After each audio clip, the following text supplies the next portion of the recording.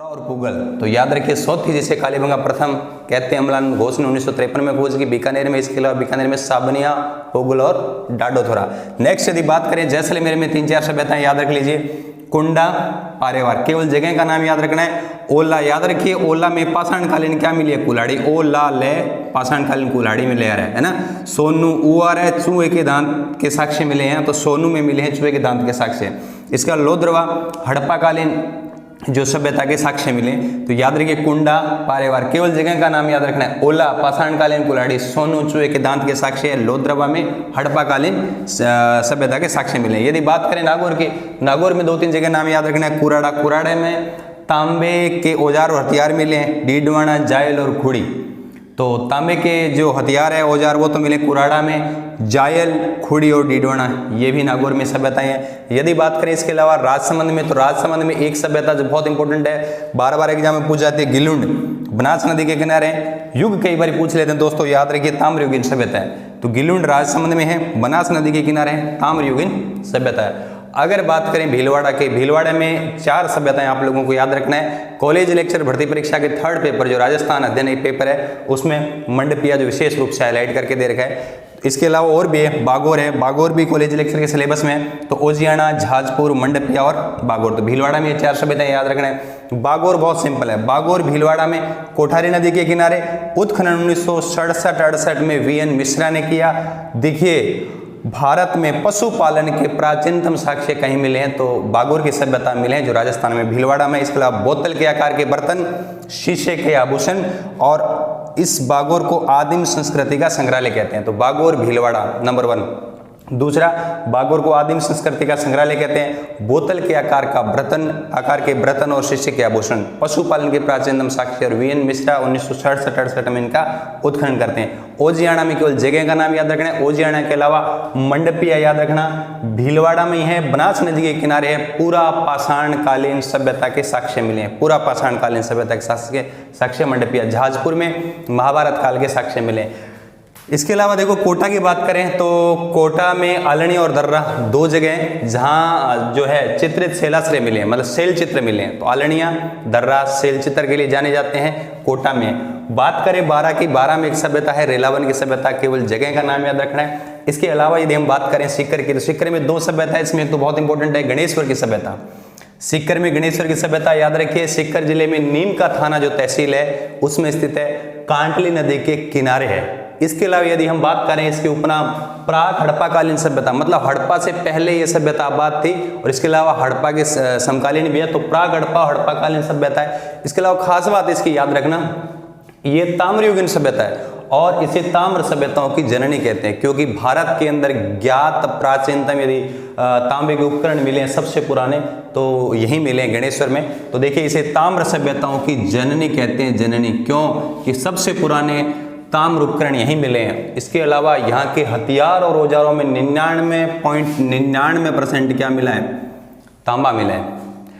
और खास बात, सिंधु घाटी सभ्यता, हड़प्पा सभ्यता के स्थलों को यहाँ से तांबे का निर्यात किया जाता था।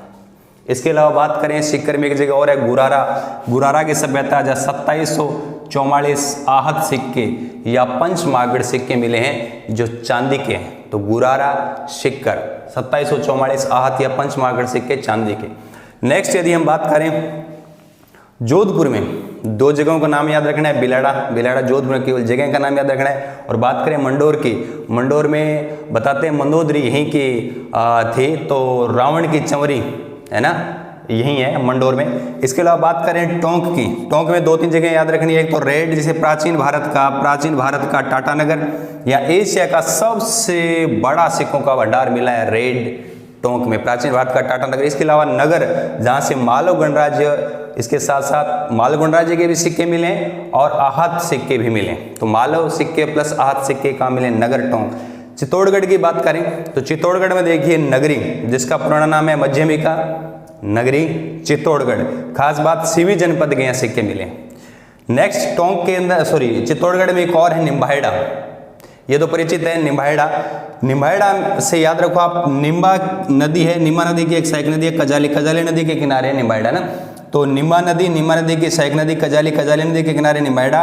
और इसके आसपास 2-3 नदियां और है, गंभीरी और बेड़च आपने नाम सुना होगा, जिसके संगम पर मेसा के पठार पर चित्तौड़गढ़ का किला बना हुआ है। तो याद रखिए गंभीरी, इसके अलावा आयड या बेड़च नदी भी इसी बेल्ट में बहती है। मेन क्योंकि इसमें आयड है, बेड़च ने इसे आयड की सभ्यता भी बोलते हैं। और खास बात, निम्बाहेड़ा के जो साक्ष्य मिले हैं वो ताम्रयुगीन सभ्यता के साक्ष्य हैं। तो ये डायरेक्ट पूछ सकते हैं कि निम्बाहेड़ा कौन सी युगीन सभ्यता है, ताम्रयुगीन सभ्यता। और खास बात, वर्तमान में निम्बाहेड़ा सीमेंट जो उद्योग का हब बन चुका है, सीमेंट उत्पादन का ही हब है वर्तमान में निम्बाहेड़ा। नेक्स्ट यदि बात करें, झालावाड़ में 2 जगह याद रखना, एक तो खानपुरा, देखो ख 2 नंबर पर है, मतलब 200 BC जो है उस समय के क्या मिले हैं, साक्ष्य मिले। 200 ईसा पूर्व के यहाँ क्या मिले, साक्ष्य उस समय के। दूसरा चंद्रावती, चंद्रावती याद रखिए 11वीं और 12वीं शताब्दी के मंदिर के साक्ष्य मिले हैं। दोस्तों याद रखिए चंद्रावती झालावाड़ में भी है और चंद्रावती ये सिरोही में भी है। सिरोही में, चंद्रावती में कल पढ़ा था हम लोगों ने, गरुड़ासन विष्णु की मूर्ति मिली है। बूंदी की बात करें, बूंदी में गरदड़ा, छाजा नदी के किनारे बर्ड राइडर रॉक पेंटिंग, बहुत इंपॉर्टेंट है, बार बार पूछा जाता है। इसके अलावा बात करें भरतपुर की, तो भरतपुर में 4 जगह याद रखना है। नोह है भरतपुर, रूपारेल नदी के किनारे, पक्ष चित्र ईंट। इसके अलावा क्या मिले, महाभारत कालीन और लोह कालीन सभ्यता के भी साक्ष्य मिले हैं। और जाक बाबा की मूर्ति, तो सबसे इंपॉर्टेंट है तो पक्षी चित्रित ईंट, नोह, रूपारेल नदी के किनारे, भरतपुर। दूसरा दर, पाषाण काल के शैल चित्र मिले। देखो दर भरतपुर में, जबकि दर्रा कोटा में, दोनों जगह क्या है, पाषाण काल के शैल चित्र है। इसके अलावा बात करें बयाना, बयाना बहुत जो पुराना जो है जगह है, जिसका नाम पुराना नाम श्रीपंथ और श्रोणितपुर भी है। तो याद रखिए बयाना में गुप्त काल के सिक्कों का ढेर मिला है। इसके अलावा मुगल काल में नील की खेती होती थी, तो बयाना में गुप्त काल के सिक्कों का ढेर और नील की खेती कब, मुगल काल में। इसके अलावा मल्लाह की जो सभ्यता वो भी कहाँ है, भरतपुर में। इसके साथ ही साथ हम बात करें झुंझुनू में, तो झुंझुनू में सुनारी सभ्यता है और सुनारी के अंदर लोहे गलाने की प्राचीनतम भट्टियां मिली है। तो ये थी राजस्थान की बची हुई जो प्रमुख सभ्यताएं हैं। तो उम्मीद करता हूँ राजस्थान की जो सारी प्रमुख सभ्यताएं हैं वो आपको अच्छी तरीके से कंठस्थ होगी। मिलते हैं नेक्स्ट क्लास में बहुत जल्द। Thank you.